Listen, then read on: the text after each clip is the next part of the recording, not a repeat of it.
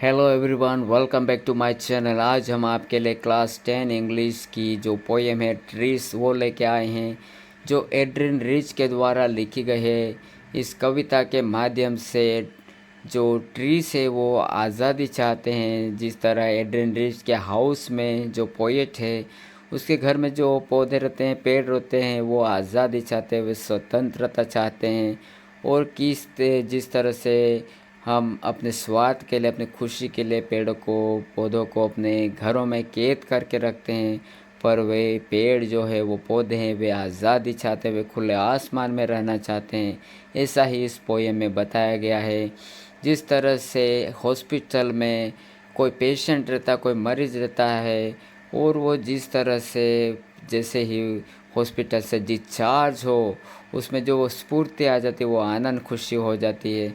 ऐसी ही खुशी ये जो पेड़ है, जो घर से बाहर निकलने के बाद ये महसूस करते हैं। तो कुल मिलाकर कहने का यह मतलब है कि दोस्तों, जो पेड़ है हम अपने स्वार्थ के लिए, अपनी खुशी के लिए अपने घरों में कैद करके रखते हैं। इनको हमें कैद करके नहीं रखना, बल्कि इनको ये जंगल में रहना चाहते हैं, खुले आसमान के नीचे अपनी आज़ादी, अपनी स्वतंत्रता का आनंद लेना चाहते हैं दोस्तों। तो इस पोयम में यही बताया गया है कि कैसे पेड़ अपनी आज़ादी के लिए संघर्ष करते हैं, और कैसे इनकी तुलना न्यूली डिस्चार्ज पेशेंट के समान की गई। कैसे वो नया जो मरीज रहता है, वो ठीक होने के बाद कि जब उसको डिस्चार्ज किया जाता है, उसको कैसा फुर्ती का, आनंद का अनुभूति होती है, वही इस पोयम में बताया गया है।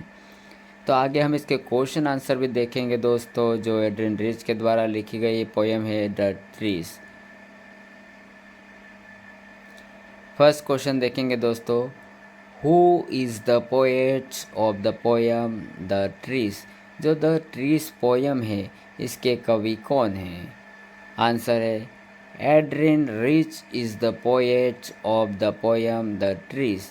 तो एड्रिन रिच जो है इस कविता, जो द ट्रीज कविता है, इसके कवि है। आगे हम देखेंगे question number 2, where are the trees in the poem. इस कविता में जो पेड़ है वो कहाँ पर है? Answer, the trees are in the house of the poet. जो ट्रीज है इस कविता में, जो ट्रीज है वो कहाँ पे है? इन the house of the poet, वो कवि के घर के अंदर ही है। आगे क्वेश्चन नंबर 3 देखेंगे, What does the poet compare the branches to। जो पेड़ रहते हैं, जो पौधे रहते हैं, उनसे जो ब्रांचेस, डालियाँ निकलती है, उनकी तुलना, कंपेयर मतलब तुलना, उनकी तुलना कवि किन से करते हैं? The poet compares them with newly discharge patients.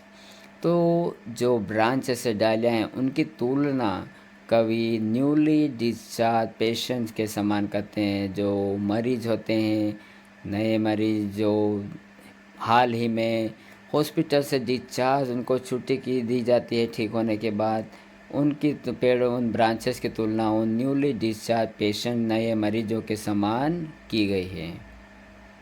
आगे देखेंगे क्वेश्चन नंबर 4,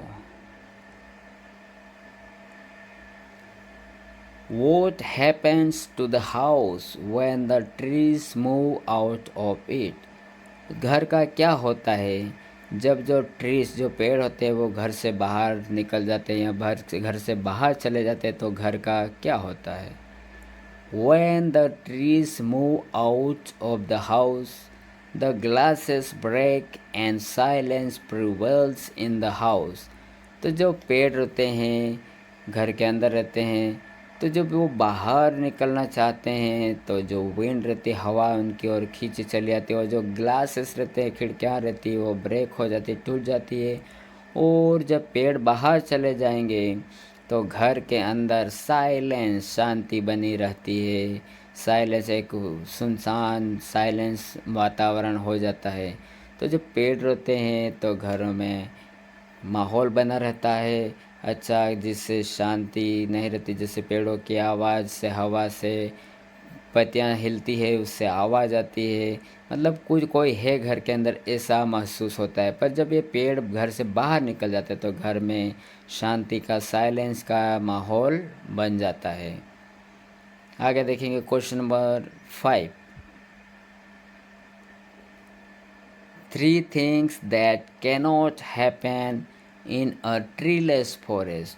जो ट्रीलेस मतलब बिना पेड़ का फॉरेस्ट, जो जंगल रहता है बिना पेड़ का।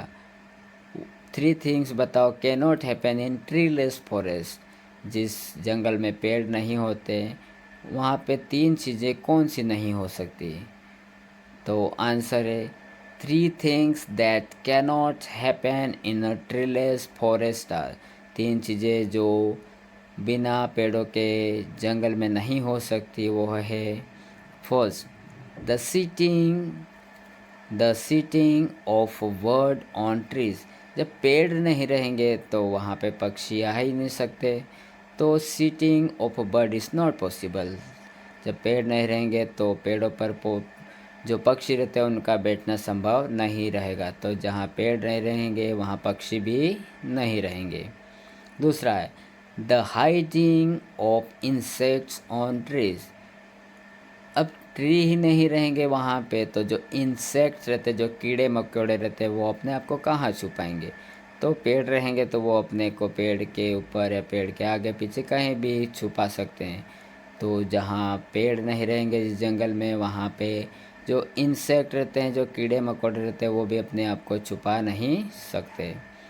और तीसरा है जो पेड़लेस, जहाँ पे पेड़ नहीं होते उस जंगल में नहीं हो सकता, the sun burning its feet in the shadow of the forest. आप देखते हो जब पेड़ घना जंगल घना रहता है, पेड़ रहते हैं, जब सूरज की जो किरणें आती, सूरज का जो उजाला रहता है वो सीधा पेड़ों पे आता है और पेड़ों से जो छाया रहती वो ज़मीन पे दिखा देती है। पर जब पेड़ ही नहीं रहेंगे तो वो सूरज है अपना पूरा फिट, अपने पूरे कदम कहाँ जमा देता है? ज़मीन, धरती पे जमा देता है, जंगल में जमा देता है। तो बिना पेड़ों के जो जंगल रहते हैं वहाँ पे ये चीज़ें नहीं हो सकती, चिड़ियाएँ वहाँ नहीं रहेगी, और इंसेक्ट जो कीड़े मकोड़े रहेंगे उनके लिए छुपने की जगह नहीं रहेगी। वो सूरज है अपना पूरा फीट, पूरा कदम उसमें जंगल में जमा लेगा। तो यह था दोस्तों हमारा आज का वीडियो। आशा करता हूँ आपको मेरा वीडियो पसंद आया होगा। ऐसे और अपडेट पाने के लिए चैनल को लाइक और सब्सक्राइब करें। Thank you.